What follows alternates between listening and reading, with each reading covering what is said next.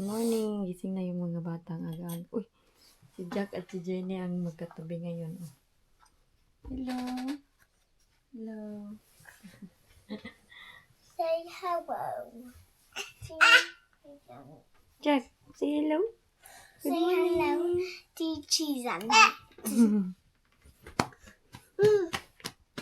Chizani. Ako naligo today kay maaga tayo mag-asikaso sa mga dapat asikasuhin. Si Jack at si Jenny nandito ay naway ng kanyang ate. Eh, nag-love-love mo ha? Grabe gid talaga yan silang dalawa ka-close. Mas close sila kay sa isa kay yung isa hindi man kasi masyadong close nito kay Jack. Sila dalawa talaga. Mostly nag-aalaga talaga kay Jack. Si Jennifer, magaling siya mag-alaga ng bata. Sometimes inaano niya, binibihisan niya, nilalagyan niya ng napi. Inaano niya ako, Mami, pwede ko ba bihisan si Jack? Ganyan si Jennifer. Open tayo nitong ating bintana kay medyo mainit na. Pero malamig naman pala yung hangin. Oy, suko! Madami akong dapat i-arrange dito yung mga ng mga bata dyan. Okay, nagtiklop ako kahapon tapos hindi namin na-arrange. So, kailangan ko yung i-arrange itong bata na ito. Kailangan ko agoy, nandito na naman siya. O, nagmanya-manya na naman itong aking bibi. What's the happening, my baby? Baba ako ng bahay. Anong trip mo sa buhay mo? Kain-kain pa ng cucumber. Sarap?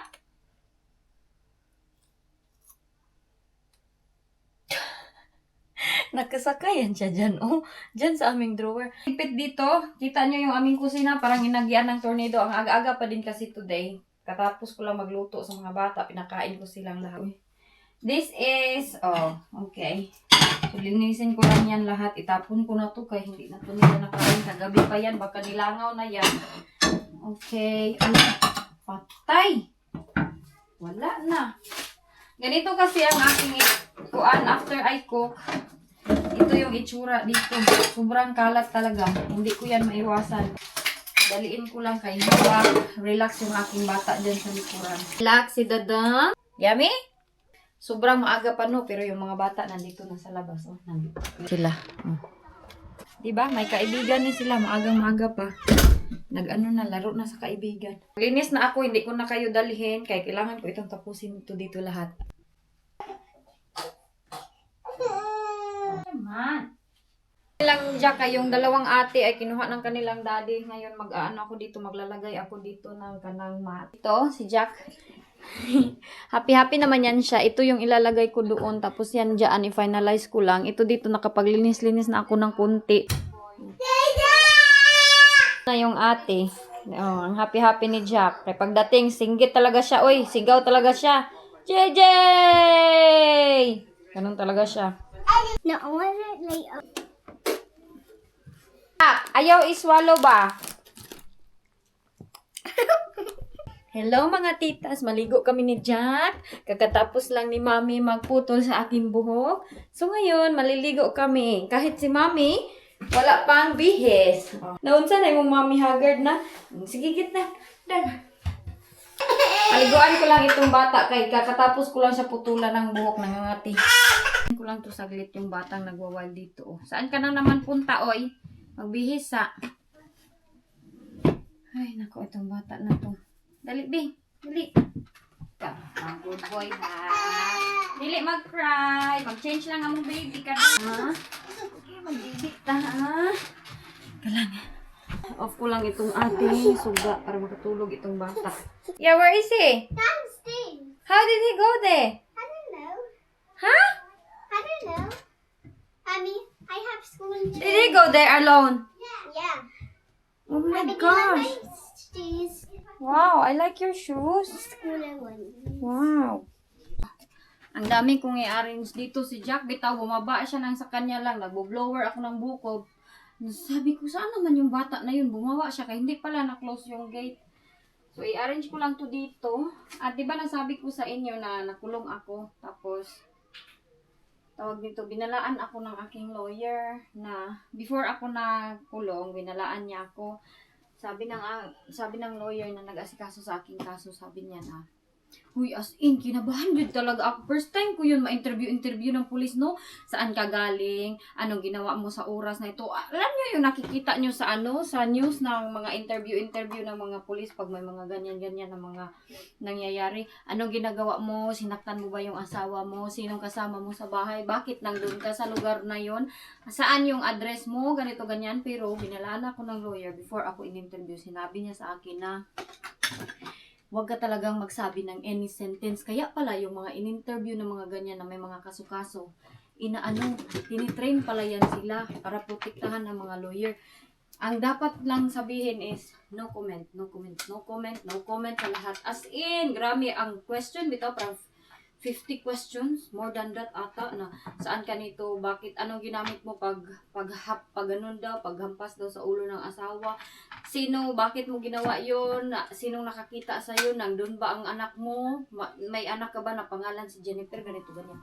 Pero sabi ng pulis sa akin na, pulis, teka, ang dami kong lilinisin dito ha, so, sorry kung palipat-lipat tayo, sabi ng lawyer na, anything na mga question nila, just say no comment sa lahat-lahat. Kasi pag mag-no comment ka, wala silang mga proof sa'yo kung sinaktan mo ba yung asawa mo. Lalo na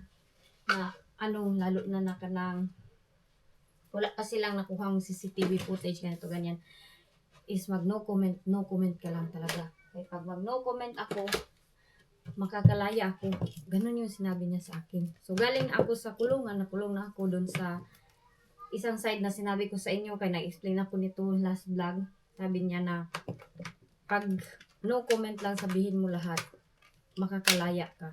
Tapos sabi pag yun ng lawyer sa akin na, bakit ko daw yun ginawa? Sabi niya, bakit ko ba yun ginawa? Bakit opposite daw? Sabi niya na kanang, instead na yung asawa mo yung mag-complain sa'yo, bakit ikaw ang nag-voluntarily na nagtawag sa pulisya? Sabi ko, nagpanik na kasi ako kasi sa isip ko, pag siya yung magtawag, baka hindi na ako ipalabas. Ganon yung sinabi ko sa kanya. So, ang lawyer sabi niya, naintindihan ko yung point mo. But next time, sabi niya, grabe, ang dami niyang advice sa akin yun. Uy, sobrang bait ng lawyer. Tapos, pag upo ko, sabi ko, upo na ako, ganon ako.